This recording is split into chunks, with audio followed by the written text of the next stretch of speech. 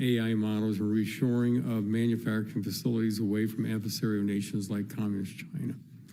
If we do not expand our supply of baseload generating resources, these historic increases in demand will continue putting upward pressure on prices for household and businesses across our country.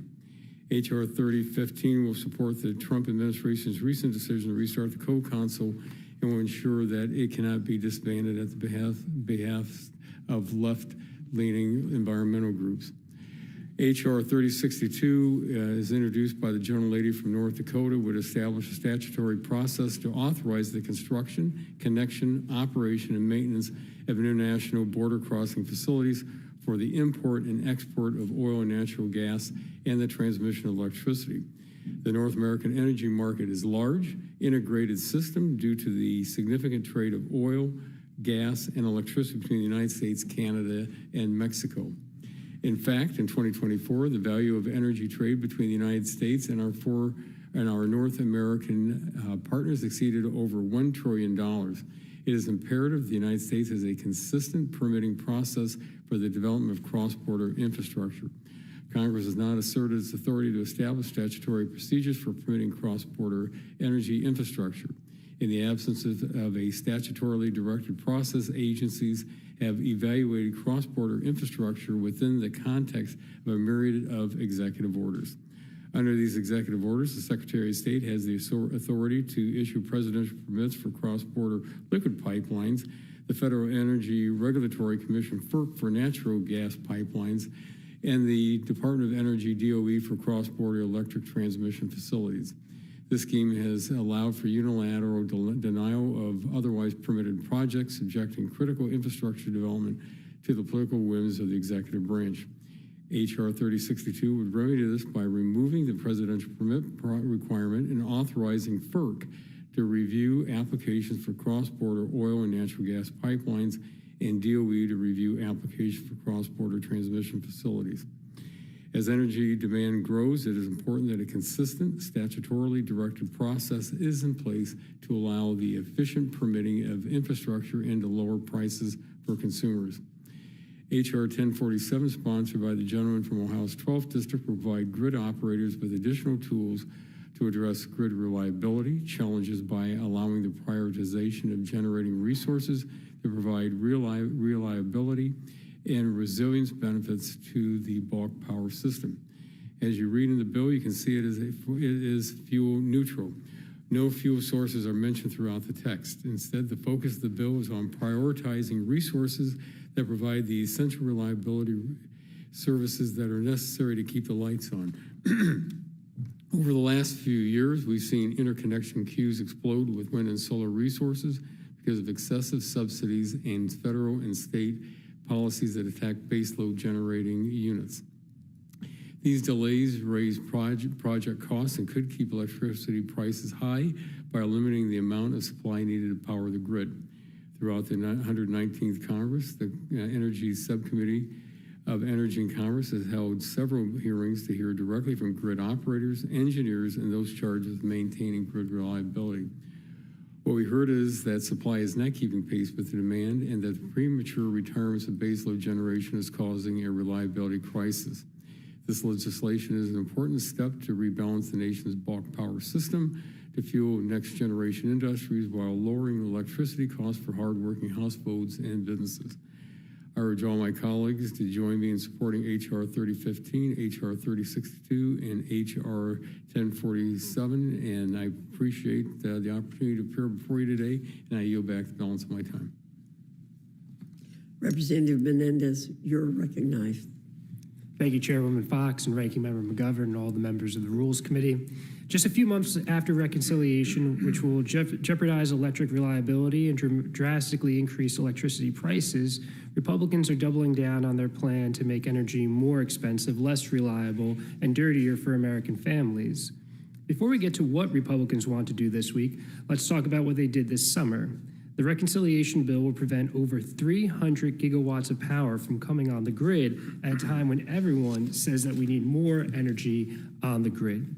To put that in perspective, that's 23 times the amount of electricity generation capacity in New Jersey. These next few years, if your lights flicker, if your air conditioning goes out in the summer or heating goes out in the winter, that's Republicans' fault, Madam Chair. Republicans will have to own that. This law will make utilities widely more expensive for Americans. One forecast found that families' energy bills could increase by nearly $300 each year. $300 to make your electricity less reliable and dirtier. One letter that said that the House version of the bill, quote, amounts to the single largest nationwide utility bill increase in American history, end quote.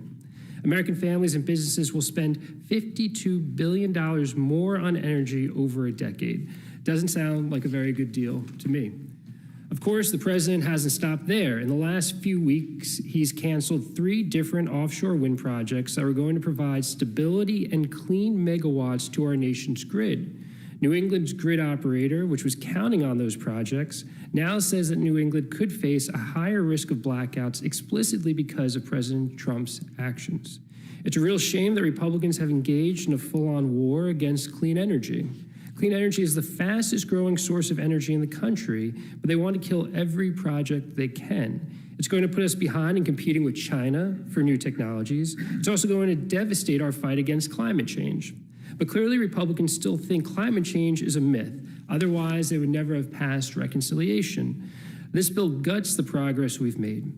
It will see emissions decreases stall out this decade and will increase annual greenhouse gas emissions by nearly 500 million tons.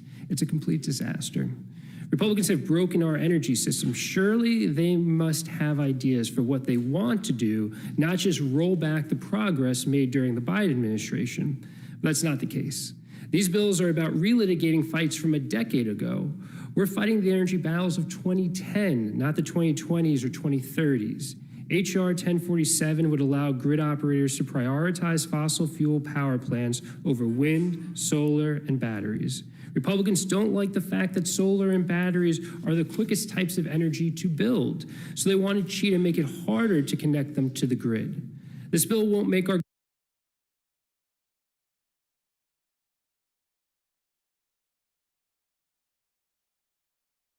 grid more reliable, but it will remove requirements that any time grid operators meddle with power plant queues, those changes be just and reasonable.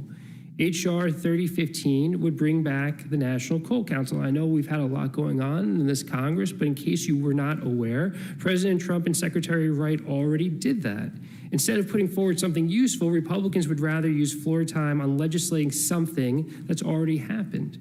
They've added a coal subsidy to reconciliation to pad the profits of fossil fuel companies that export this coal to China so they can manufacture steel to power their economy. Secretary Wright has ordered 2 fossil fuel-fired power plants to stay open, even though they were old, expensive, and unnecessary. And now the people of Michigan, who are going to save $600 million when one of those coal plants shut down, are now going to lose that money.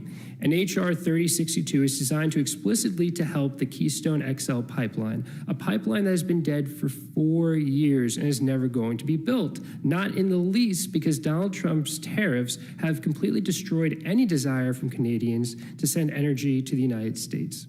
These bills are a symptom of a group of people that has zero ideas about how to actually help Americans with their lives or their power bills. They represent the fact that Republicans want to bring us back to an energy system of the 19th century. It's a shame that Americans are going to have to pay for it. Thank you, Madam Chair. I yield back. Thank you, Mr. Menendez. I'm going to skip over myself for asking any questions. So, Ms. Fishbach, I'll recognize you. Thank you, Madam Chair. And I don't have any questions. I just want to say thank you both for being here. And I really appreciate H.R. 3062 since I also border Canada. And I think that Mrs. Fedorchak put together a great bill, and so I'm excited about it. And with that, I yield back. Thank you. Mr. McGovern, you recognize. Thank you. I just have one question, Mr. Menendez. I want to focus on H.R. 3015, the quote, National Coal Council Reestablishment Act, because I'll admit this one befuddles me. Mr. Menendez, does solar energy, wind energy, hydropower, batteries, or any renewable source of energy have a separate advisory council at the Department of Energy? It does not. They do not. And this bill establishes a coal council that has already been restarted by the administration. So why does the coal industry need such special treatment? Well, it's clear that the administration is going to do whatever it can to pick winners and losers, and in this case, prop back up the coal community here in the United States. There are 28 advisory councils, and this is the only one that they seek to give legislative authority to, which I think represents the broader issue with all of these bills and what we saw in reconciliation, which is that the Republicans in the administration want to prioritize and give preferential treatment to certain types of energy in this country. Thank you, and thanks for both of you for being here. I yield back. Gentleman yields back. A gentleman from South Carolina, Mr. Norman. Really don't have any questions. I appreciate y'all coming and putting this before us. I think it's a good bill. South Carolina's got an energy crisis with all the companies we have, particularly IA companies that are moving there. But I think this will expedite it, and appreciate your work. Yield back. Gentleman yields back. Now recognizing the gentlelady from Pennsylvania, Ms. Scanlon, for her time of question. Thank you, Mr. Chair. I am troubled by the energy agenda being pushed in these bills and by the administration. We should be pursuing energy policies that develop all kinds of energy and that ensure that our electrical grid can handle future energy demands, which, as noted, are increasing exponentially with AI. But here it seems like we keep doubling down on corporate welfare, offering bill after bill to promote expensive and climate-damaging fossil fuels while at the same time blocking all sustainable energy development. I mean, whatever happened to the all-of-the-above energy policy? Mr. Menendez, you outlined some of the things that have happened in the last few months to block or terminate sustainable energy projects that were already underway. Can you just tell us a little bit about how the termination of the IRA tax credits in the big ugly bill that passed this summer is going to lead to higher utility costs? Sure. So a lot of those project sponsors who were relying on those tax credits and building out their plan and thinking about how they're going to invest capital, we're already in the process of seeing those projects hit the ground. And so now the project's fundamentally changed because the administration's walking back a lot of the progress that we've made in the last Congress with the prior administration on clean renewable energy. So if those projects don't come online, we're losing access to energy production that's right there for the taking. We've seen in states like Texas, so not a blue state, but over 30% of their energy production comes from solar and wind. And we're seeing the prices in Texas for consumers go down. So if that was a nationwide strategy that this administration and this Congress and the Republican majority saw through, we would see greater production, a greater mix of energy production, and we would eventually see lower costs for all Americans. This is taking us in a very different direction where some of the plants that we're going to keep online are more expensive to maintain and operate, and we're putting one arm behind our back in the energy production fight. China's not doing that, right? But here in America we are. It's going to make us weaker, and it's going to make energy prices more expensive for all Americans. Yeah, and I am hearing a lot about increasing energy costs from my constituents. I know energy costs are up about 15% across the country. It's higher in the Northeast. And in fact, in my district, we have one of those older, obsolete fossil fuel plants that was scheduled to go offline, but now the administration has said that it has to keep operating even though it's incredibly expensive and inefficient to do so. So thank you for your testimony. If I could just pick up on one thing that you mentioned earlier real quick, is when a lot of this forecast was happening, it was predated the robust growth in AI data centers. Now we know that's a reality. So instead of having a holistic approach and all the above strategy that's going to deal with the increased energy demand because of these AI data centers, and how do we prevent the cost from being shifted to our residents and our constituents and the consumer, we're not tackling that issue. But that's the exact type of conversation we should be having if we're thinking holistically about energy production and demand. Yeah, and I know you and many of our colleagues would love to have that bipartisan conversation, and we would welcome it. Thank you. I yield back. Gentlelady is back. Now recognize the gentleman from Georgia, Mr. Scott. Thank you, Mr. Chairman. Mr. Lotta, according to Reuters News, China hit a 10-year high in coal power construction in 2024. Is that your understanding? Could you repeat that again, please? According to Reuters, China hit a 10-year high in coal power construction. Is that? That is correct. I'm glad we're doing this bill. we need reliable energy in this country. I wish we could do more nuclear. I hope that we get to the point that we're able to do more nuclear. But I don't have any real questions. I think it's If I could you have just something to say, I'll- expand it, because what we're seeing is that Communist China, you're looking at about 95 gigawatts that they're looking at, that they talked about getting online starting in 2024. And so they're expanding. As we're retiring our coal-fired plants, they're expanding. So when we're retracting, they're expanding. So it's important for us to look at what's happening out there, is that we have to have more power. We had a hearing where our regional transmission organizations and also our ISOs were before us. And they all said the same thing. We have to have more power. And at the same time, every one of them said the same thing. You cannot retire anything offline right now, because especially with the data centers coming online, that we're seeing this massive growth. We saw it was estimated between 4.5% to 6% last year, maybe up 10%. It's just going to keep going exponentially. So the data centers are consuming a lot of power out there, and if we don't respond to that, we're not going to have the power.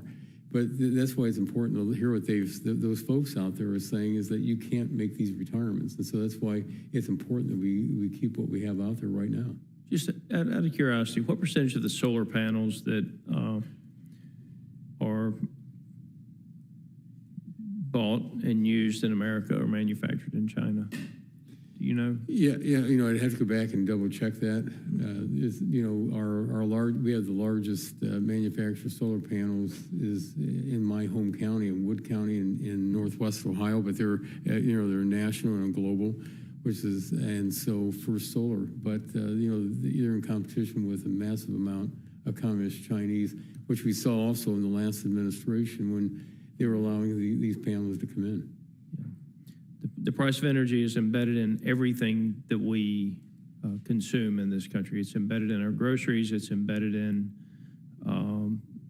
everything that we purchase in this country. And I just, I believe that our enemies, like the Chinese, are the ones that fund the environmental movement in the United States that is not rooted in the facts.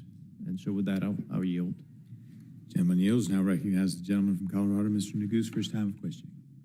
Thank you. Thank you, Mr. Chair, and thank you, Mr. Lada and Mr. Menendez, for being here and for your testimony. Mr. Lada, I want to drill down on something that I believe the ranking member alluded to earlier, which is the impetus or the necessity for this legislation.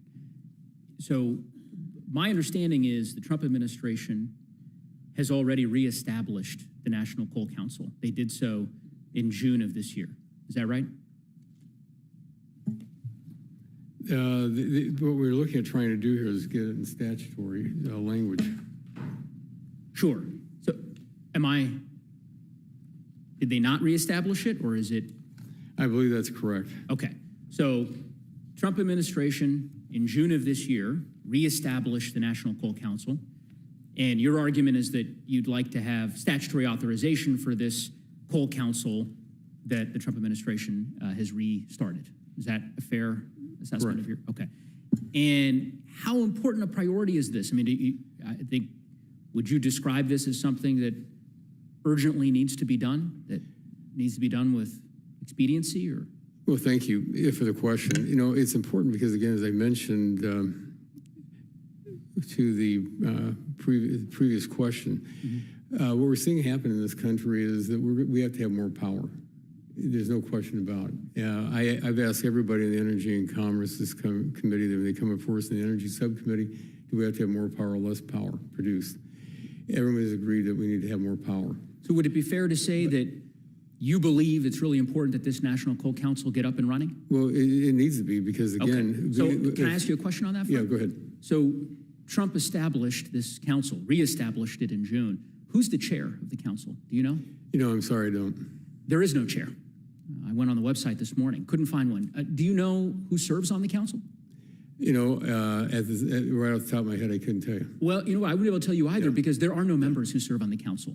No members have been appointed since the Trump administration established this commission, or reestablished this coal council nearly 4 months ago. They haven't bothered to name one member or name a chair of the council, notwithstanding the urgency that you described that this issue merits. Do you know how many times they've met since June?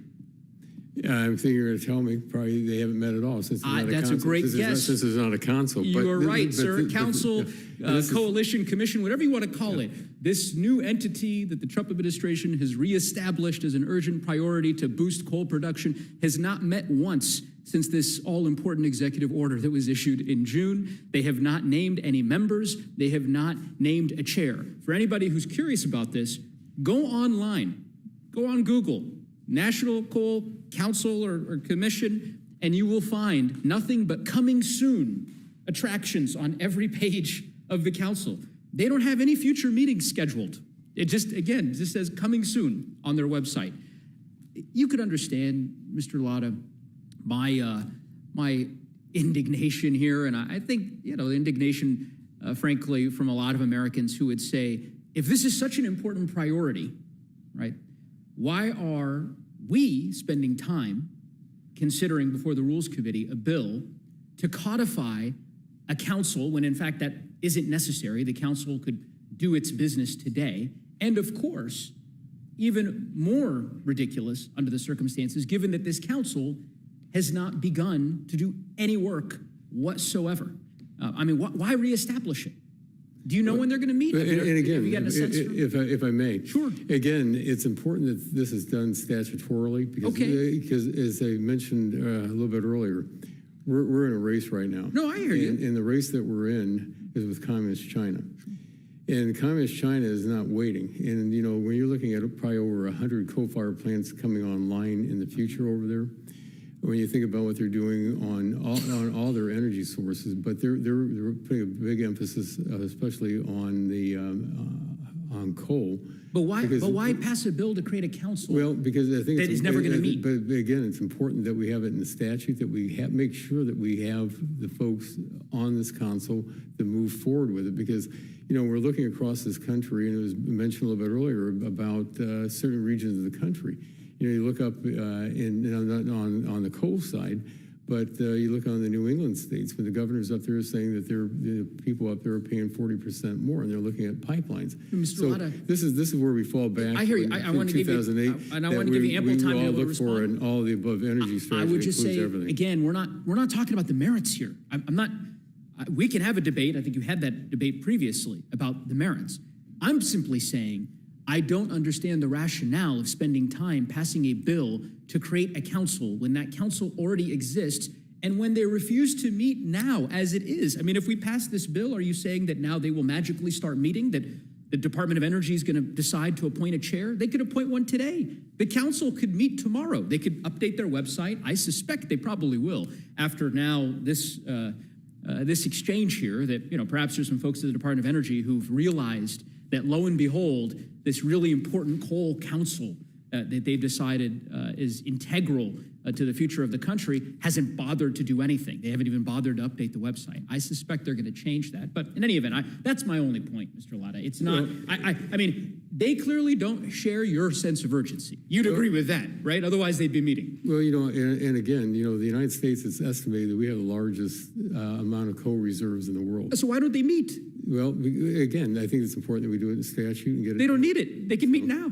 So that's why I think we ought to get the bill passed. Okay. Well, I appreciate it, Mr. Lotta, and I appreciate the chair's indulgence. But I think if pressed, the chair might concede that this is a salient point, that there's no reason for us to be spending our time. At a minimum, if you're going to make the case to your colleagues in the House that this is an urgent priority, somebody's got to call someone over the Department of Energy and tell them, hey, you know what? Maybe update the website and appoint a few members and act like you're doing some work so that we can convince our colleagues that this is a council worth supporting and ultimately enshrining into statute. But anyway, I'm not in charge here, so I defer. I'll yield back to the chair. I thank Mr. Lotta and Mr. Menendez. Gentleman yields back. Chairman now recognizes himself for his time of questioning.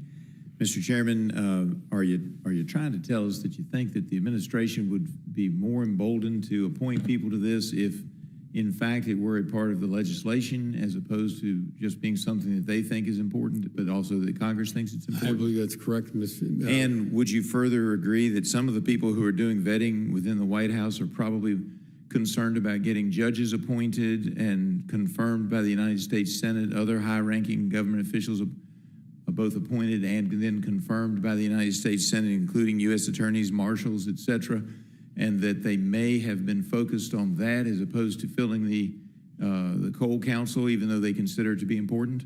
I agree with that statement. And isn't it accurate that the Senate, particularly members on the other side of the aisle, have been slow in bringing or helping to bring those matters to the fore, and as a result, the Senate has changed its rules slightly in order to bring about a quicker confirmation process of appointees by the administration? Yeah, I agree with that, and I believe that that's what the majority leader over there is doing, is trying to get that done. All right, and it always strikes me as fascinating, and it's become a part of my stump speech, and I don't want to take up too much time because I know we're hurrying, but electric rates going up, the electric rates are going up based on policies that have already been passed, and now they're going to say that the electric rates are going to go up because of Republican policies, but isn't it fair to say that electric rates are going up because of the war on coal in both the Obama and the Biden administration and the stranding of assets, which is sometimes hard to explain, but when you're shutting plants down before their life expectancy is up, that's an asset that no longer is being utilized, and yet the ratepayer still has to pay for it. Isn't that correct? That's correct. And in fact, I would say to the gentleman that I have in my own district a Virginia City plant run by Virginia Power, or Dominion Power, excuse me, that was opened up in 2012. I was at the ribbon cutting with a 50 to 70-year life expectancy, and yet some want to see that shut down as early as 2035 or 2040 under coal policy in this country. And that's not reflecting at all what the Chinese are doing. They're not stranding anything. They're building more coal, as I think you said earlier. Isn't that correct? That's correct. But when you strand those 95 assets, you're paying for both the new renewables, which I'm okay with, and the coal. But in other parts of the world, they're not stranding their assets. They're using those assets till they're gone. Isn't that correct? That's absolutely correct. And I would have to agree with the gentleman from Georgia that I also am in support of nuclear, and I don't have any problem. In fact, helped get some funding for a solar plant in my district. So I'm for all of the above, but you can't say that the policies we're passing today have caused the rates to go up and are going to cause the rates to go up more when in fact we are, as somebody said earlier, we are actually tying our hands behind our backs by not utilizing our coal. And for the comment that we're exporting coal to China, we don't export coal to China out of my district currently, but we used to.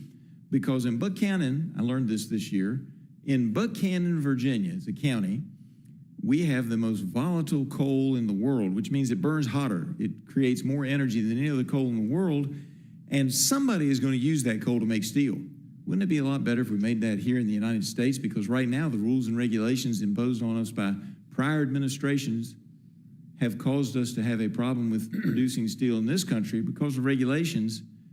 And we have an abundance. My coal miners and my coal companies would be happy to sell to U.S. manufacturer steel, and yet we're not allowed to. Would you agree that that's pretty much the sentiment of most Americans, that we ought to be using our natural resources for our economies?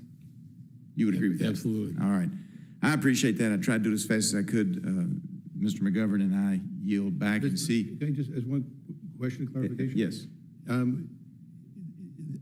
Is Senate confirmation required on this coal council? Let me answer that because I'm the one that raised that. Yeah. The answer is Senate confirmation is not required, but many times in most administrations, the people who are vetting the people to go on the various councils are involved in the process, whether it be one that requires Senate confirmation or that does not. And if you're utilizing your assets to try to get judges, U.S. marshals, U.S. attorneys, et cetera, approved, and cabinet assistants, deputy secretaries, et cetera, that you oftentimes will focus more on that than you do on one that doesn't necessarily require that. I grant your point, though. It is valid. Clarifying that there's no Senate confirmation required, but thank you. Yield back. Gentleman yields back, I yield back. And that concludes the testimony from these witnesses. We do appreciate you all being here. And as always, thank you. All right. All right, we're going to suspend for a minute or two so y'all can get out and the next crew can come in.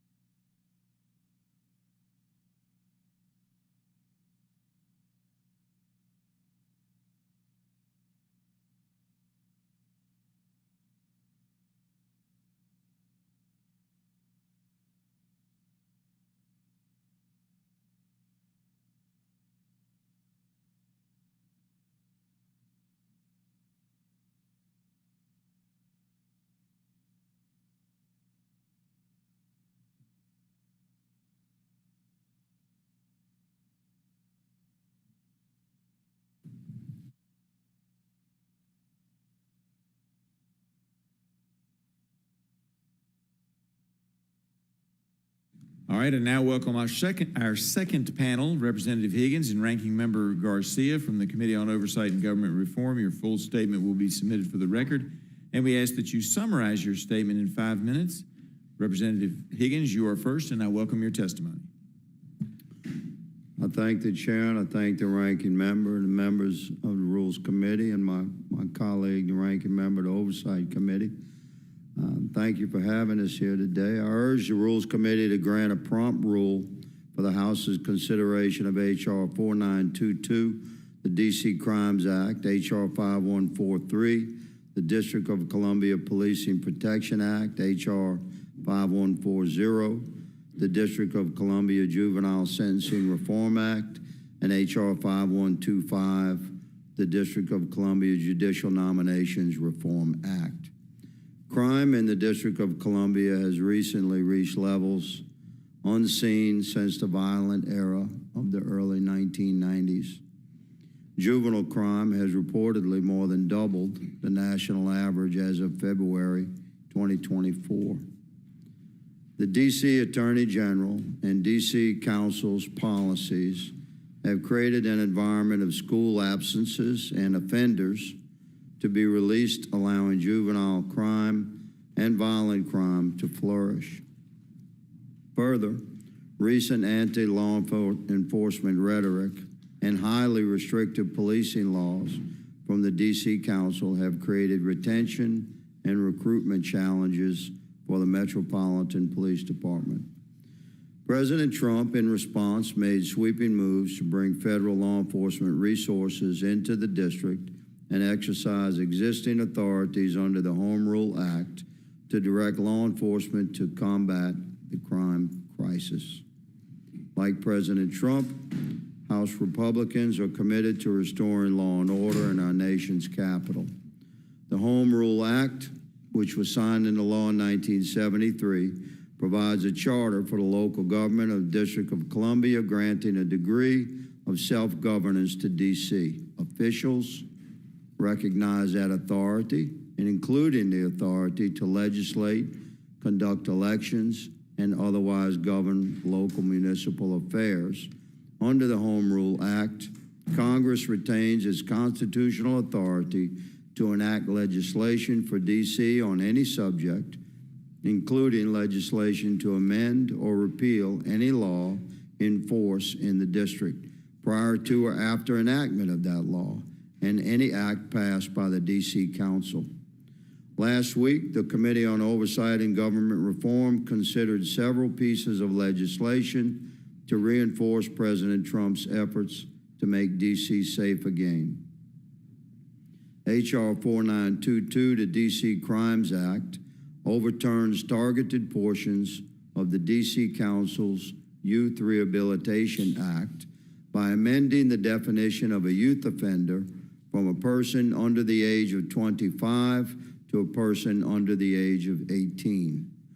This bill requires that we treat adult criminals as adults like the rest of the country.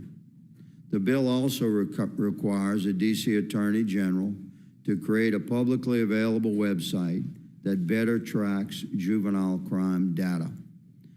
This data will inform Congress, the district's elected officials, the Metropolitan Police Department, the public, and others regarding the severity of juvenile crime in the city. H.R. 5143, the District of Columbia Policing Protection Act, the legislation that I introduced, amends Title S of the Comprehensive Policing and Justice Reform Amendment Act of 2022 and replaces it with policies empowering police pursuit of a vehicle fleeing the police. H.R. 5140, the District of Columbia Juvenile Sentencing Reform Act, lowers the age that juveniles can be tried for certain violent crimes as adults to 14 years old. For example, such violent crimes include murder, first-degree sexual abuse, burglary in the first degree, and robbery while armed. And lastly, H.R. 5125, the District of Columbia Judicial Nominations Reform Act, aligns the appointment of D.C. judges with the constitutional process for appointing members of the federal judiciary. This bill preserves the President's authority to nominate, with the advice and consent of the United States Senate, anyone deemed appropriate to sit upon the D.C. court. Every resident and visitor deserves to feel safe in our nation's capital, and Congress should continue to fulfill its constitutional duty to oversee district affairs and make D.C. safe again. By considering these bills, we step in that direction. Again, I ask the Rules Committee to grant a prompt rule for the House's consideration of this legislation, and I welcome the committee's questions. Gentleman yields back. Appreciate that. And now recognize Ranking Member Garcia for your opening statement. Thank you, Mr. Chair, and of course to all the members of the Rules Committee. And I do want to thank, of course, Representative Higgins, who also, of course, chairs one of our subcommittees, and appreciate his work. So I think today we're going to be looking at 4 different pieces of legislation, which quite frankly, all 4 are a direct attack to the governance of the district in Washington, D.C., which of course we know is also an American city of over 700,000 residents. Now, D.C. has more residents than 2 states. D.C. taxpayers pay federal taxes more per capita than any other state. And D.C. as a whole contributes more total federal taxes than 12 states. It pays more in total federal income tax than 19 other states. And more than 8,000 D.C. residents currently serve in the military and can be sent to war to fight for our country and our values. But they, of course, do not have full representation. Now, D.C. is not a state, and we're certainly not debating statehood here today, which, of course, a lot of us, and personally, I certainly do believe in. But we do know that while the Constitution created Washington, D.C. as a federal district, the Founding Fathers always wanted self-governance for D.C. Madison wrote that the Constitution meant for D.C. and what it meant, even before it was ratified in 1788. He wrote, and I want to quote, "A municipal legislature for local purposes derived from their own suffrages will of course be allowed." Now, of course, D.C. should have self-government. I hope that's something we could all agree on, and that's what certainly democracy means. And that's how our system works best. D.C.'s government is and should be held accountable to the people who live here, and local leaders should be empowered to solve problems without Congress intervening. I've said this many times. Now, if folks wanted to get involved in city politics, or if the president wants to run the district, he should resign from the presidency and run for mayor. Folks can run for city council if they want to get involved in local government. I was a council member back in my hometown. I was a mayor of my city for 8 years. It is a great job. And I know that we all claim to love local government, and we know that local government can do great things. But we shouldn't sit here in Congress and pretend we are a super city council lording over residents who reject the proposals that we put in place. Now, today, the majority is proposing 4 bills, which we believe, as Democrats on the committee, attack D.C.'s right to self-governance. Now, and we know D.C., of course, is a unique city, and we all want it to be safe. And by the way, in the last few years, the city of D.C. and the district has actually become safer. And the crime rate has actually decreased over the last few years. These 4 bills move the district in the wrong direction, and I want to briefly touch on all. The first is 5125, the Judicial Nominations Reform Act. That would eliminate DC's Judicial Nomination Commission and give the president sole power to choose local judges. This is crazy. Right now, there is a commission right now made up of appointees, which include an appointee of the president, that actually go through the judges and they present to the president options for selection. This would bypass that entire process and allow the President of the United States to directly appoint judges who are involved in municipal affairs for the city. It is wrong and maybe one of the most egregious bills that the majority has presented in this package of bills. H.R. 4922, the DC Crimes Act, removes judges' discretion in sentencing young adults. This bill would essentially ban judges from waiving mandatory minimums for young offenders. In DC courts, adults are not treated like children. This bill applies to young adults who are prosecuted as adults by the U.S. Attorney. And essentially, the bill removes flexibility for judges to work with those in front of the court that would actually hurt public safety. Moving this forward does not make DC safer. And it's interesting, the sponsor of this bill is from Florida, and Florida has the same right now policies that DC adopted, yet the author is not pushing these changes in his home state. And so I would hope that we would leave the district alone. Now, the next bill that we're discussing is H.R. 5140, the Juvenile Sentencing Reform Act. Again, incredibly horrendous, in my opinion. This would let children as young as 14 be tried as adults and sent to adult prison. The science is clear. Putting kids in adult prisons increases reoffending and deepens racial disparities. More than 90% of DC youth who are involved and who are before our courts, more than 90% are black children. And this bill would make things worse, not safer. We should not be treating 14-year-olds as adults. Then we have H.R. 5143, the Policing Protection Act, which would overturn DC's rules on high-speed police chases. Now, we know that DC is a dense community. It is actually one of the most walkable cities in the United States. And this new law essentially allows police officers discretion to begin high-speed chases in neighborhoods and communities without consideration if it's actually necessary at that moment. And just so everyone on the Rules Committee is aware, if you look at high-speed chases across the country, and certainly here locally, half the people that are injured in high-speed chases are pedestrians, are people that are actually not involved in the high-speed chase. So we should be allowing DC to create its own policies for transportation systems. And so just to conclude, we oppose all these bills. These bills are opposed by DC residents, by the mayor, by the council. We should reject them. We should allow DC to govern itself. And with that, I thank my friend in the majority and certainly want to thank the Rules Committee. Thank you. All right, the gentleman yields back. Now recognizes the gentlelady, Ms. Fishbach, for her time for questions. She has no questions and waves. Recognizes the ranking member, Mr. McGovern, for his time. I just have a few brief questions. Mr. Higgins, did the Oversight Committee hold a hearing this Congress on any of the bills before us today? To the gentleman's question regarding hearings, I've been on the Oversight Committee for years. We've had many hearings regarding crime in DC. So, but on these bills, I would say the answer to the gentleman's question is yes. We've had many hearings through the years. Yeah, maybe you weren't there, but I was. I looked over this. I asked this Congress. The hearings you've held, I did not see a record of you holding hearings on any of these bills. The body of work of the Oversight Committee, respectfully to the gentleman, is replete with hearings on crime and the impact of liberal policies in D.C. Warnings, my specific warnings to the council, that if they ventured down that path, there would be an increase in violent crime, and I was right.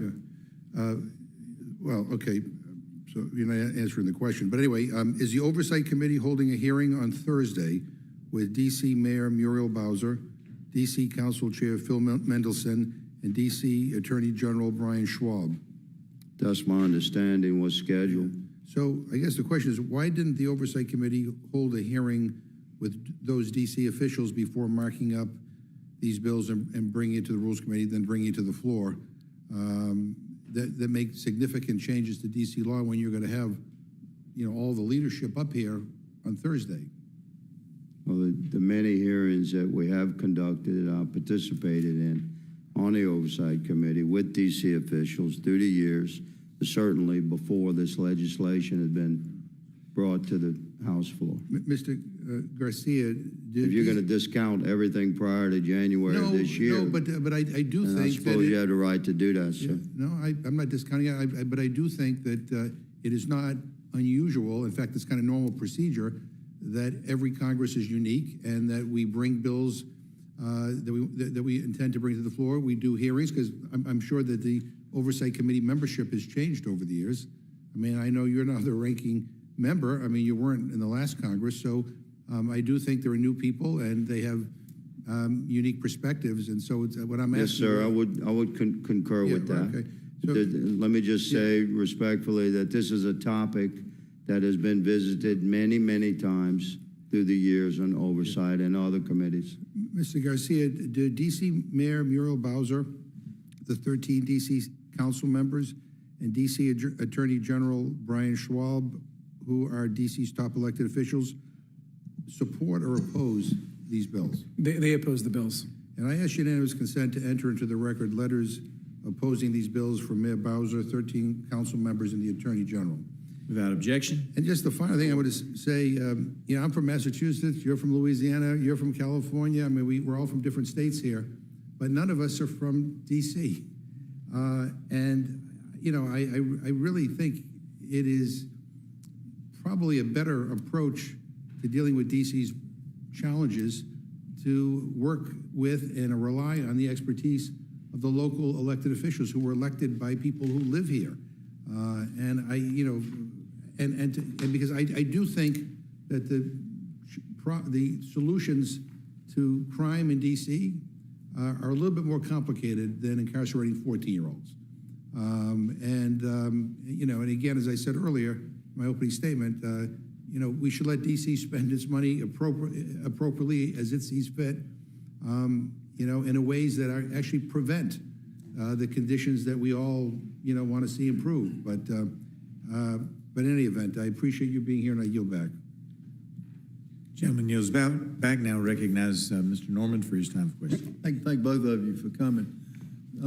Congressman Higgins, you got a history of, you got a long history of service in law enforcement. You were a captain, and you've seen crime at its worst and at its highest. And I looked at the statistics in D.C., as it compares to New York, you have 644 violent crimes, rapes, per 100,000, 644. And New York's got 186 per 1,000 residents. Is it working in D.C.? Crime prevention, or is the lax? What's your take as being a veteran of the police force? Sir, we had very respectfully warned the District of Columbia Council, the City Council, that if they enacted the laws that they shared with us years ago they intended to do, that violent crime would go up, and that a big part of that would be juvenile crime. And that indeed is the case. I believe the percentage is something along the lines of 52% of the category of crimes, carjacking arrests, were juveniles. 52% of robberies and carjackings were juveniles. It's way, way up. So when you create an atmosphere where juveniles are not going to be arrested, you're actually condemning that strata of our society. You're 14, 15, 16-year-olds. They're much more likely to participate in crime if there's no accountability there. That they don't have a shot to be tried as an adult. And the gentleman mentioned imprisonment. Juveniles are not imprisoned in adult jails. They're not in prison. We have to keep them separate. Understand? They'll be transferred if they're incarcerated. If they're tried as an adult, they're separated as juveniles from the adult population. So there's never a circumstance where juveniles are incarcerated with adults. But if you want to prevent crimes and create an environment where crime rates will be reduced, violent and property crimes, then you have to have law enforcement empowered to do their job, and you have to have accountability in prosecution. So my experience is that the types of laws, well-intended though they be, that you find in liberal-run cities, they generally lead to increased crime. So, we have an obligation to do something about it where we're able. And the only municipality in the country where Congress has authority is DC, the nation's capital. So we're doing what we can where we can. I think DC in 25 or 22 got $7.5 billion from the federal government. I'll take your word for it. I know it's a lot. It's a massive budget. I think the district attorney and the DC district attorney, I'm going by memory here, so correct me if I'm wrong, but I believe his budget is equivalent to some state attorney general. I know we withheld some because we're so frustrated with a lot of things the minister that Bowser and her council were doing. Now, on the going through, before you chase a suspect, Mr. Garcia mentioned this, you have to go through, I read 14 things. In DC. In DC. Yeah, they established like this matrix of considerations that I guess look good on paper to people that have never worked the street, but in reality, that means that there'd be no pursuits. And if that was their goal, to have no vehicular pursuit, then congratulations. But that's automatically going to lead to an increase in crime. And especially juvenile crime, because the juveniles at that age, 14, 15, 16 years old, it's like Representative Norman, they're old enough to have adult desires. They want a piece of the street. They want a shot at some cash. They want a shot at what they call stripes on the street amongst the criminal element, whatever element they're working within. But they're not old enough to really recognize that they could be burning their entire future. So if you don't have any chance for accountability for a 14, 15, 16-year-old in a density of population where there's an organized crime element, street organized crime, then you're going to draw those juveniles into the game. You're going to draw them into the criminal game where they may never have stepped if you'd have built in accountability. And vehicle pursuit is one of the primary things they do is jack a car. They're going to jack a car, whether it's occupied or not, because they want that stripe. You understand? So you're like reeling these guys in, man, and you're setting the stage where they're going to destroy their life if you don't build in accountability and strong law enforcement. Mr. Garcia, you want to respond to that because you brought up that you hit pedestrians in car chases. Sure. Let me just begin just by saying that different jurisdictions, state jurisdictions, city jurisdictions, they have different vehicular laws because cities are different.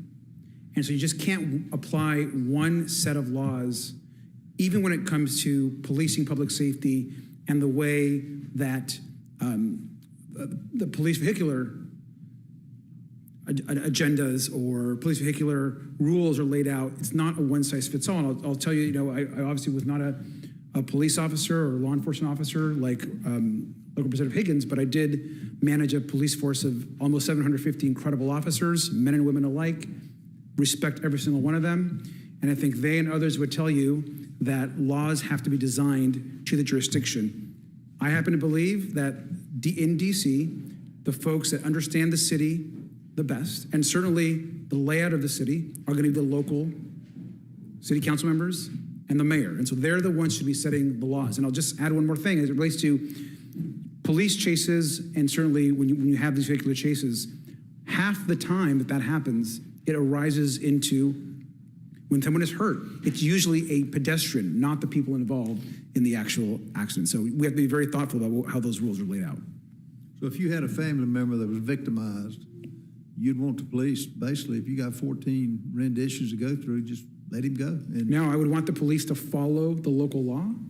And if in that law, you can have a vehicular chase and it meets that criteria, then they should actually have that police car chase. But if it doesn't meet that criteria set by the local government, I mean, they've got to make that decision at the local level. Councilman Higgins, I don't know how you think, if you got 14 things to think about before you get in the car to chase do you have that kind You're of not time? going to pursue. You're not It going just becomes a part of department policy. That discretion, you have to leave it with that officer. This is the bottom line. A lot goes through your mind, but the policies of your department is, if you're basically at a hard no on pursuit, then you have to make a decision very, very fast if you're going to try and catch that vehicle. And boy, sometimes those guys have done real bad stuff, but you're not quite sure. Maybe a vehicle that matches a description of an armed robbery where somebody got beat, shot at. Could be some violent stuff. And then you got a red sedan. Rolls up on you see him, and he sees you, looks like, and he turns the other way and jets. You're not going to chase that guy in the city. Not chasing him. Because you don't have a license plate, confirmed, check with your supervisor, all of that. It may have been him. Maybe. Commonly, you find, they're up to some bad stuff when they run. Sometimes they're not. Sometimes they're just kids fooling around. But you find that out when you stop the car. And then in every case, they learn that lesson that if they run, they're going to get caught. And when they get caught, there's going to be some consequences. At home and at school, they get kicked off the ball team. There's consequences you have to have. But it just seems common sense. If you don't chase them, then the victim suffers and then the criminal wins. Anyway. Thank you for putting this up. Thanks both of you for coming. Gentleman yields back. Now recognize Ms. Scannell of Pennsylvania for her time of questioning. Thank you. Having some trouble with these bills because they really run counter to the work I did before coming to Congress, to family. My grandfather wrote one of the first criminal justice codes for juveniles in the country. I represented kids, and I've been carjacked. So what you're saying doesn't really jibe with a lot of my personal experience. So, Mr. Garcia, are DC residents pro-crime? I mean, absolutely not. I mean, any DC resident you talk to wants their community safer. And there are, in the work that the council and the mayor have done to survey the community, they are opposed to these measures. They want their community safe, and they don't believe this will actually make them any safer. Well, and that's what really has struck me about this. I mean, of course, there's the obvious anti-democratic element that, we have people who don't represent the people of DC trying to impose their views on crime fighting here. At the same time that we are still denying the people of DC actual representation in Congress. So I find that troubling from kind of a 30,000-foot Democratic Republic perspective. But even more, it's the fact that it's trying to impose these so-called tough on crime, punitive measures in a way that is contradicted by decades of research and experience about what works with young people. who are much less likely, as you mentioned, Mr. Higgins, to understand the consequences of their action. It's something about the prefrontal cortex and when that develops and whether they can understand consequences. And they're less likely to understand these kind of deterrent effects that punitive measures might have. You know, I've found with kids in the criminal justice system that, yes, accountability is absolutely important, as are the opportunities for rehabilitation, et cetera. But the kids that we've dealt with in some of these inner cities, it's not lack of accountability that's spurring them to do these activities so much as the fact that they don't think they're gonna live to be 20. You make very different decisions if you don't have a place to live, you don't have enough to eat, nobody in your family's gone to college, much less been on the ball team. It's a very different, vastly different worldview. And I think when we are stripping away some of the supports that can help people develop that responsibility and respond when they are held accountable, as occurred this year when Congress failed to allow a budget for DC to pass through, and then we ended up with cuts to mental health services, cuts to DC's own policing force. It just feels like attempting to impose these punishments and have harsher consequences is not going to solve the underlying problems that got us here. Mr. Garcia, you said something about who is most likely to be impacted. Am I correct that it tends to be young men of color who get swept up in this? Absolutely. And in the case of DC, it's overwhelmingly young black men. It feels like our country has gone down this path before, trying to incarcerate a whole generation of young black men, and the impact it had on our communities. We now hear a lot about how we have to rebuild the family, and in many of these communities where the automatic incarceration, the mandatory sentences occurred, we've seen whole family systems disrupted. So I don't think it makes a lot of sense to go down that path again. I just think it's treating a symptom and not the underlying causes. Is there anything else you want to add? I'll just add that one of the things I think is important to consider is, you know, at the local government level, there is so much work that goes into creating a local law. There's public hearings, there's public testimony, there's community meetings, there's folks that gather with the local elected officials. And of course, in these proposals, none of that has happened with the DC community. And so essentially we are just mandating what Congress believes is the right approach versus actually listening from the community and building something with the community. I think that's a big difference.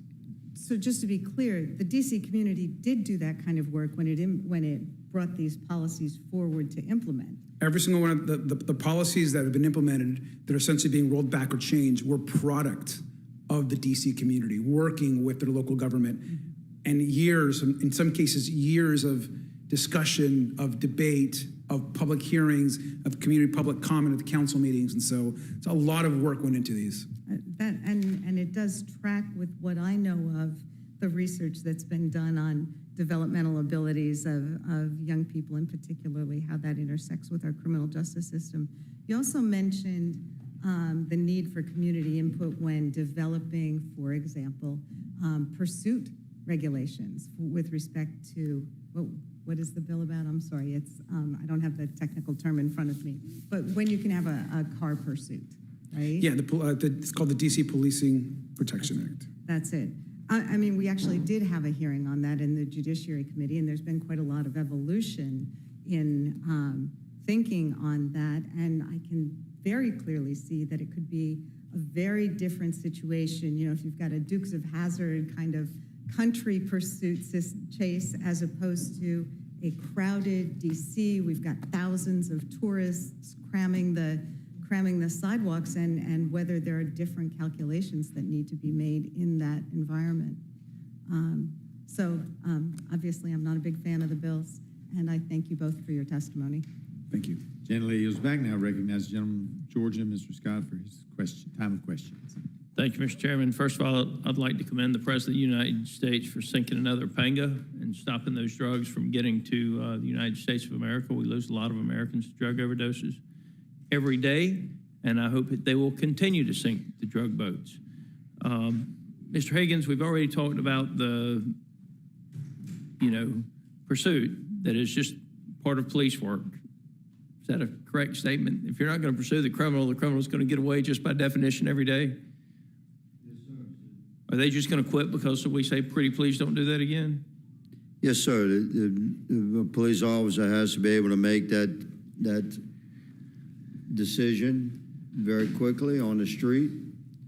And just like we have to make every enforcement decision.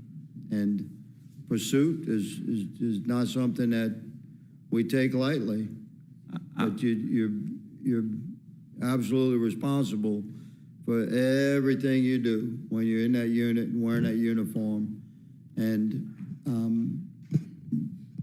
pursuit is something that we train very, very heavily on, and it's usually in a good crowded environment. Those are the people you're protecting from whoever's running. I want to get to this definition of youth offender that seems to be such a problem for the Democrat Party. This bill reduces the maximum age of a youth offender from 24 years in Washington, D.C. to 18 years. My understanding is that in 44 states, the maximum age for a youth offender is 17. When you hit your 18th birthday, you're no longer a youth offender. That's 44 states. 5 states, including your state and my state, that's limited to 16, and 1 state is 19, and that would be Vermont. Is that correct? If you're asking me, sir, the definition of an adult is varying from at what age bracket a juvenile could be tried as an adult. So in the 2 topics, yes, sir, most states recognize adults as over 17. DC has a different approach. They have a bracket up to 24, and we address that. I think that's a big error and would lead to an increase in juvenile crimes, which indeed you have seen. All right. Mr. Garcia, what is the maximum age in the state of California?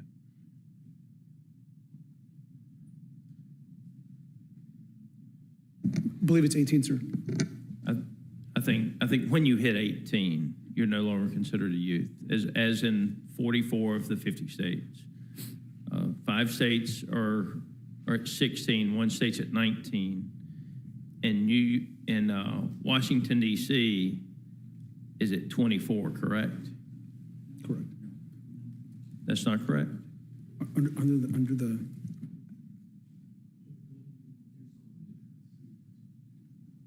I mean, under the youth, the YRA that we're discussing right now, there's alternatives, but adults, this of course only provision applies only in adult court. So this is not in juvenile court. There actually is a difference between the 2 types of courts. This goes strictly to under the YRA Act that was passed by the council. This essentially eliminates the judicial discretion to impose sentences below those mandatory minimums. I can understand how states have some disagreements, 16, 17, 18, 19. But there is no way that a 24-year-old in any circumstances should be considered a youth, especially in the criminal justice system. I'm going to leave it at that. I hope these bills pass. I again want to commend the president for sinking another Pango filled with drugs that were coming to the United States to kill our citizens, our families, and I hope that they will continue to take action to stop the drugs from coming to the shores of the United States of America. With that, Madam Chair, I yield.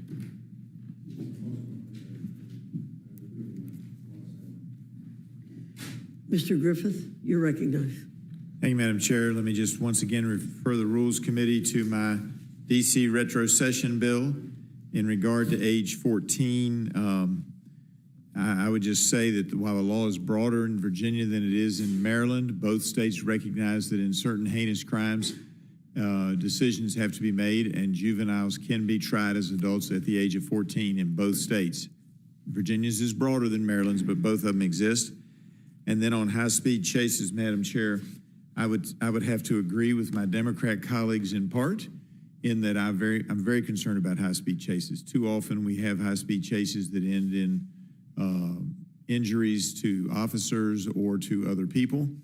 The reason that I can support this bill is the savings clause in HR 5143, where it says if a law enforcement encounters a suspect fleeing in a motor vehicle, the officer shall engage in a vehicular pursuit of the suspect unless the officer or a higher ranking official with supervisory authority over the officer reasonably believes that a vehicular pursuit would entail an unacceptable risk of harm to a person other than the suspect or be futile, or that the suspect can be apprehended more effectively or expeditiously by means other than vehicular pursuit.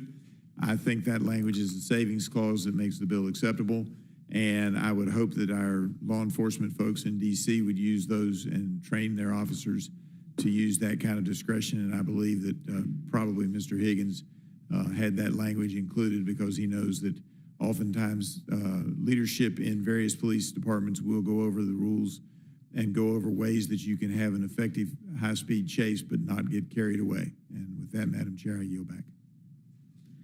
Thank you, Mr. Griffith. Are there any further questions? Mr. Langworthy. Thank you very much, Madam Chair. The bills before us are about restoring law and order, protecting residents, and ensuring that the millions of Americans that visit our beautiful capital city here in Washington, D.C., and the millions of people that come from around the world can do so safely. And we have a duty as the Congress to exercise oversight of the district when its policies put the public at risk. I come from a state that has destroyed its criminal justice system with many of the same policies that the D.C. Council has engaged here in the district. So I have firsthand knowledge of what it's meant to law and order in the streets of New York, especially the elimination of cash bail and what that has done to recidivism and basically eroding any fears that criminals have of conducting continual sprees of crime.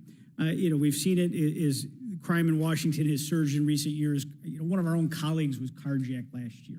One of our colleagues' intern was shot in cold blood in the streets this last year. Juvenile offenses are climbing, while soft on crime policies have kept offenders on the streets instead of holding them accountable. When criminals, they violate the law willfully, if there are no consequences to those crimes, they will continue to commit crime. So residents and visitors alike deserve better. And these bills are a first step in restoring order and safety to all of the people that are here in our nation's capital. No matter how the other side tries to spin it here, the facts speak for themselves. Even after a reported drop in homicides last year, D.C. still ranked among the most dangerous cities in America. And now we're learning that crime data may have been manipulated, raising very serious questions about whether the situation is way worse than it was advertised. But what we do know is that since President Trump stepped in, violent crime is down 40%. Carjackings have dropped 75%. And those results prove that tougher policies work and why we need to act and act with authority. So, Mr. Higgins, we've heard a lot of wild claims from the other side this afternoon. Is there anything that you'd like to clear up in the final moments here? Thank you for asking, sir. I would like to say that I would ask my colleagues on both sides of the aisle to legitimately consider what I'm going to respectfully share. When you create an environment on the street is like a living organism as it relates to crime and a criminal element, what we call the game. They run their plays, we run ours. And the street responds to its environment that's created by city councils and by whether you have a DA that prosecutes or a DA that leans towards not prosecuting, what the age limits are for a juvenile crime, or whether or not you have a soft zone over 18 where you may be considered a juvenile. This is the environment.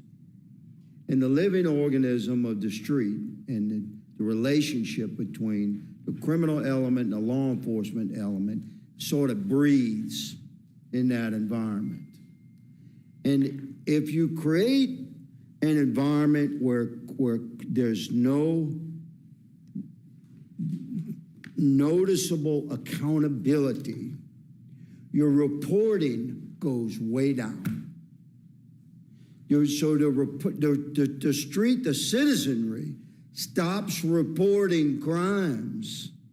But if they report a burglary and you catch the guy that did it, and that afternoon they see the same guy walking through the neighborhood crawling in another window, they don't report the next burglary. You understand? It's like the street and the citizenry get it. If there's not going to be prosecution and there's not going to be accountability, and the juvenile age stretches up to 24 potentially, especially on property crimes, and where a 14-year-old, 15-year-old, 16-year-old, no shot is going to be charged as an adult, prosecuted as an adult. The street responds to that environment, and crime is going to increase.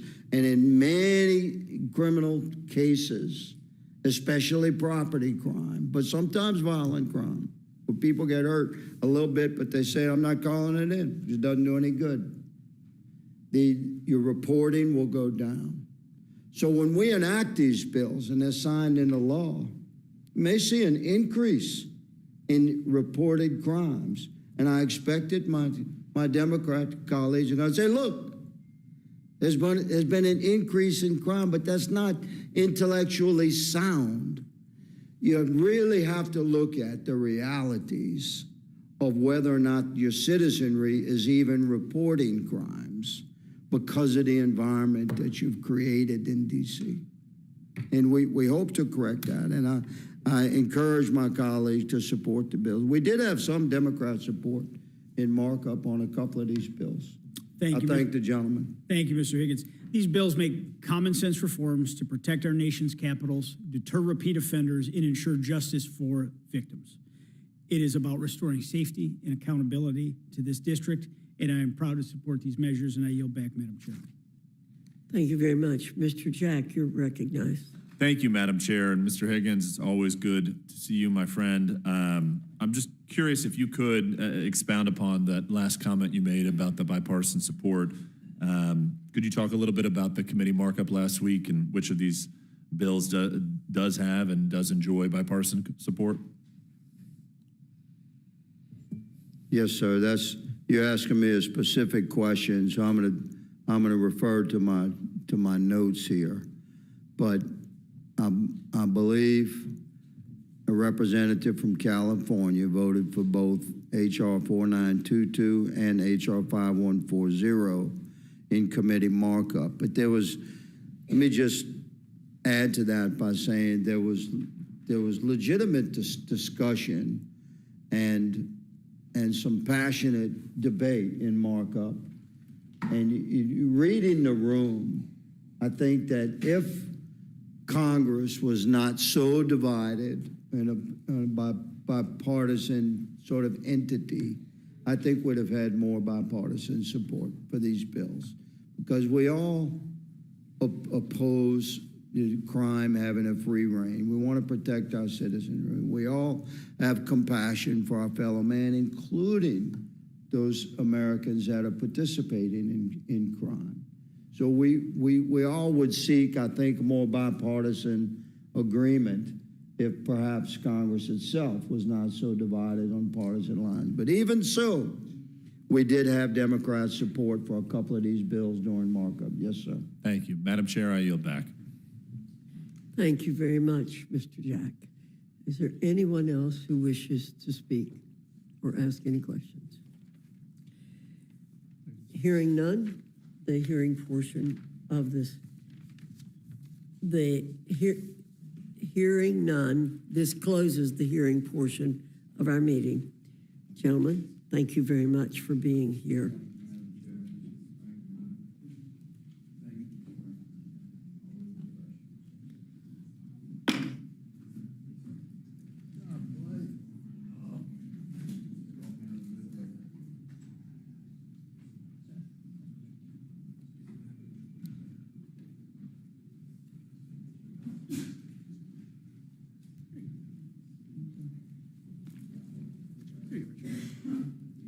Thank you.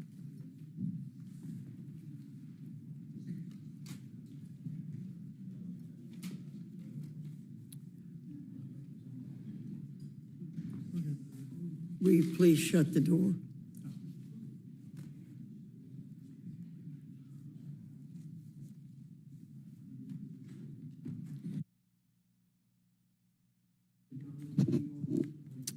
Thank you, Madam Chair. Madam Chair, I move the committee grant H.R. 4922, H.R. 4143, H.R. 5140, and H.R. 5125 closed rules. The rule waives all points of order against consideration of such bills. The rule provides that the respective amendments in the nature of a substitute consisting of the text of the Rules Committee print specified in Section 3 of the rule shall be considered as adopted. Each such bill is, as amended, shall be considered as read. The rule waives all points of order against provisions in each such bill as amended.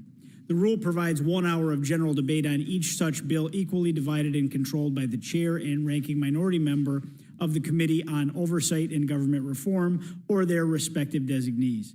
The rule provides each such rule 1 motion to recommit. The rule further provides for consideration of H.R. 1047, the Guaranteeing Reliability Through the Interconnection of Dispatchable Power Act under a closed rule. The rule waives all points of order against consideration of the bill.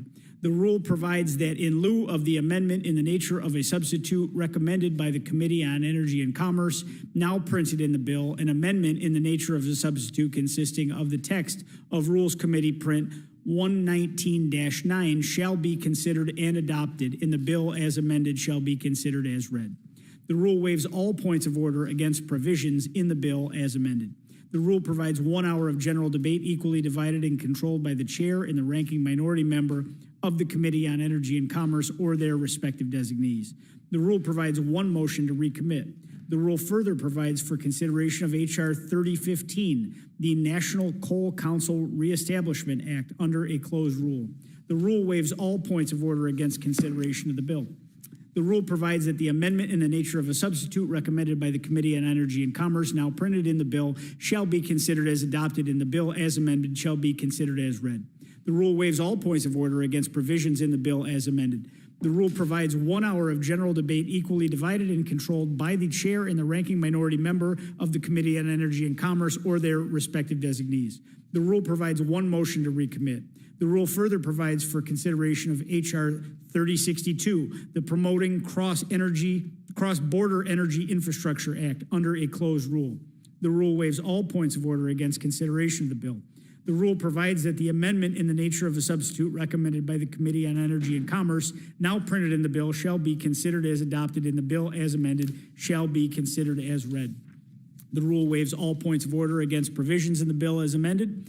The rule provides 1 hour of general debate equally divided and controlled by the chair and the ranking minority member of the Committee on Energy and Commerce or their respective designees. The rule provides 1 motion to recommit. The rule further provides that in the engrossment of H.R. 3633, the clerk shall add the text of H.R. 1919 as passed by the House as a new matter at the end of H.R. 3633, conform the title of H.R. 3633 to reflect the addition of H.R. 1919 as passed by the House to the engrossment, assign appropriate designations to provisions within the engrossment, conform cross-references and provisions for the short titles within the engrossment, and be authorized to make technical corrections to include corrections in the spelling, punctuation, page and line numbering, section numbering, and insertion of appropriate headings. The rule further provides that Section 5 of House Resolution 354, agreed to April 29th, 2025, is amended by striking September 30th, 2025, and inserting March 31st, 2026. The rule further provides that Section 2 of House Resolution 313, agreed on April 9, 2025, is amended by striking September 30, 2025, and inserting March 31, 2026. The rule further provides that Section 4 of House Resolution 211, agreed on March 11, 2025, is amended by striking, quote, for the remainder of the first session of the 119th Congress, and inserting during the period from March 11, 2025 through March 31, 2026.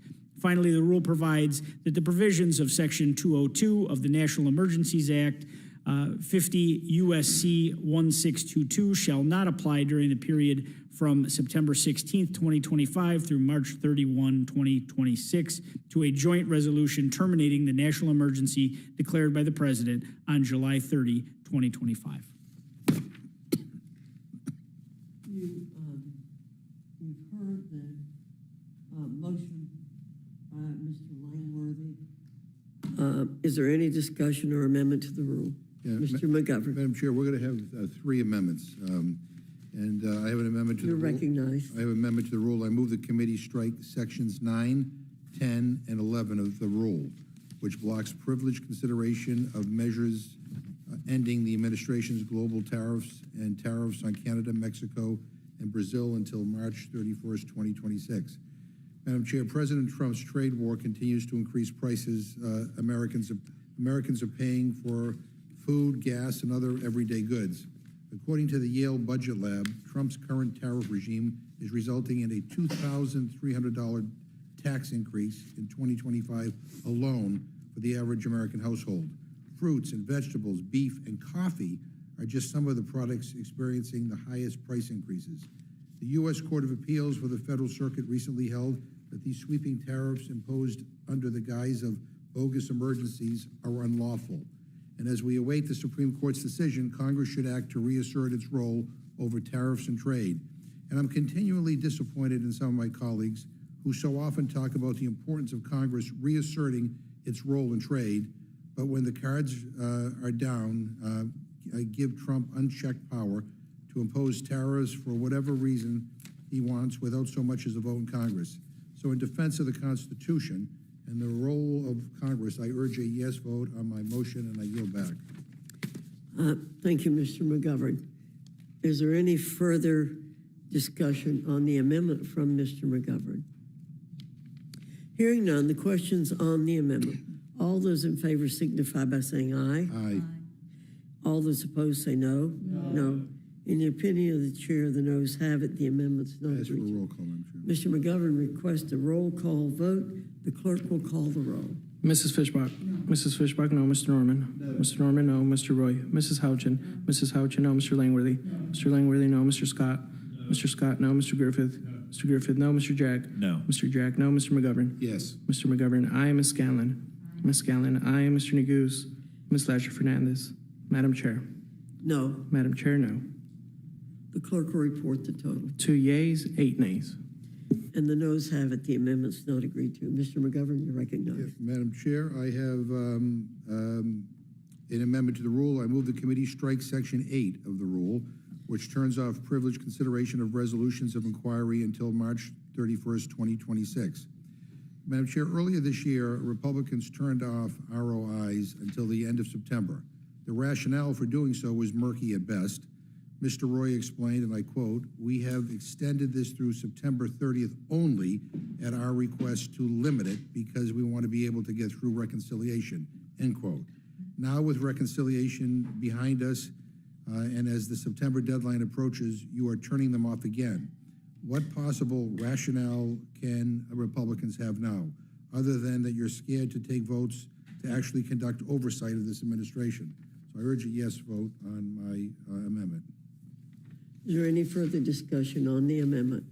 Ms. Scanlon, you're recognized. Thank you. I do support this amendment. I think it's really wrong that Congress hasn't asserted its constitutional authority over these tariffs. I think it's wrong that we're not getting a vote on it. I think all Americans should be able to see where their representatives stand on these tariffs, which have been so damaging to so many parts of our economy. I yield back. Thank you, Ms. Scanlon. Is there further discussion on the amendment from Mr. McGovern? Hearing none, the questions on the amendment. All those in favor signify by saying aye. Aye. All those opposed say no. No. In the opinion of the chair, the noes have it. The amendment's not agreed to. Ask for a roll call. Mr. McGovern requests a roll call vote. The clerk will call the roll. Mrs. Fishbach. Mrs. Fishbach, no. Mr. Norman. No. Mr. Norman, no. Mr. Roy. Mrs. Houchin. Mrs. Houchin, no. Mr. Langworthy. Mr. Langworthy, no. Mr. Scott. Mr. Scott, no. Mr. Griffith. Mr. Griffith, no. Mr. Jack. No. Mr. Jack, no. Mr. McGovern. Aye. Mr. McGovern, aye. Ms. Scanlon. Ms. Scanlon, aye. Mr. Neguse. Ms. Ledger Fernandez. Madam Chair. No. Madam Chair, no. The clerk will report the total. 2 yeas, 8 nays. And the noes have it. The amendment's not agreed to. Mr. McGovern, you're We recognized. have one final amendment. I have an amendment to the rule. I move the rule also provide that immediately upon adoption of the resolution, the House shall consider H.R. 4405, the Bipartisan Epstein Files Transparency Act, introduced by Representative Khanna and Massey under a closed rule with 1 hour of debate. Madam Chair, this issue isn't going away. The American people want the files released. This bipartisan bill does exactly that while protecting victims and survivors, and I urge a yes vote on my motion, and I yield back. Thank you, Mr. McGovern. Is there any further discussion on the amendment? Hearing none, the question's on the amendment. All those in favor signify by saying aye. Aye. Those opposed say no. No. In the opinion of the chair, the noes have it. The amendment's not agreed to. I ask for a roll call. Mr. McGovern requests a roll call. The clerk will call the roll. Mrs. Fishbach?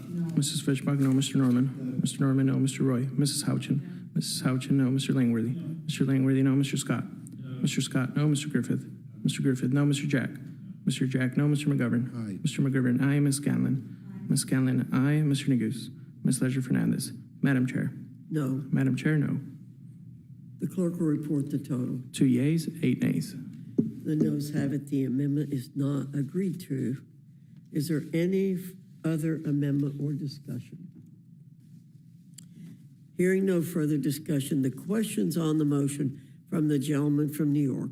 All those in favor signify by saying aye. Aye. Those opposed say no. No. In the opinion of the chair, the ayes have it. The motion is agreed to. We ask for a roll call. Mr. McGovern requests a roll call. The clerk will call the roll. Mrs. Fishbach? Mrs. Fishbach, aye. Mr. Norman? Mr. Norman, aye. Mr. Roy? Mrs. Houchin? Mrs. Houchin, aye. Mr. Langworthy? Mr. Langworthy, aye. Mr. Scott?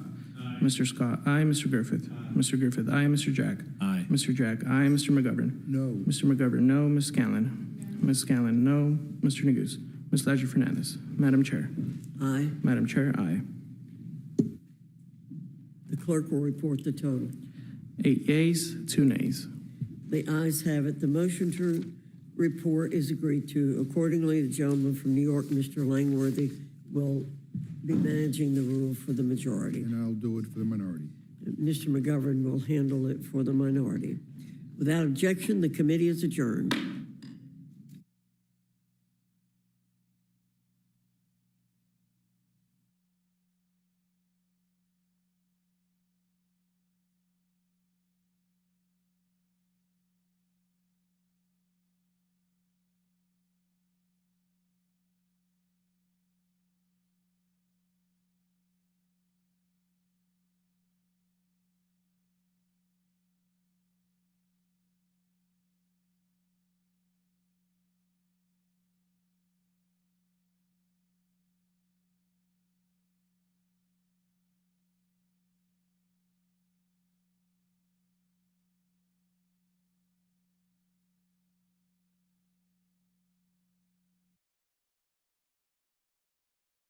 Support facilities.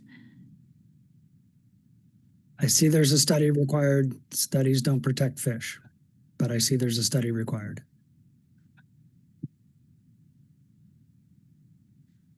And would you agree that this states that to ensure that jointly operating the North Delta intakes with existing South Delta facilities is done in a way that further reduces impacts to covered fish species to meet biological criteria? I see that that's what it says. I also know the biological criteria for the DCP in the ITP allow for declines in longfin smelt, white sturgeon, and I think delta smelt. So if we're talking about ITPs and conditions, like the ITPs allow for negative impacts that I consider to be inconsistent with maintaining the fish species. But yes, there are lots of studies, lots of monitoring, lots of intent, but that doesn't necessarily and hasn't necessarily led to protection of these fish. And if we can pull up BK 205, please.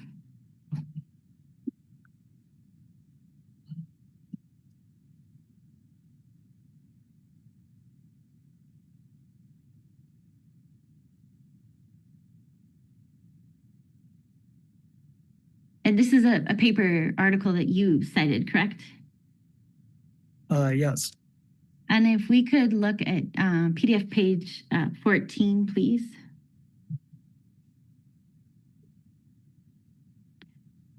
I think towards the bottom of the first column.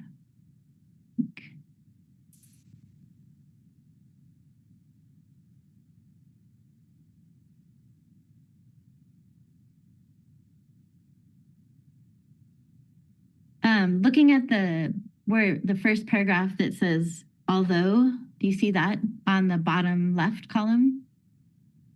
Yes. And starting at the sentence where do you see that this paper states that active management of entrainment appears to have been successful in reducing mortality?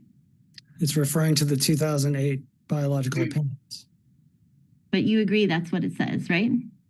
I agree that the 2008-2009 biological opinions, that this study indicates that they were successful in reducing entrainment mortality, and that I know that they have been replaced by the 2019 and then the 2024 biological opinions and incidental take permits. So the fact that the 2008 U.S. Fish and Wildlife Service biological opinion did a good job doesn't say anything about the 2019 or 2024 or the operations of the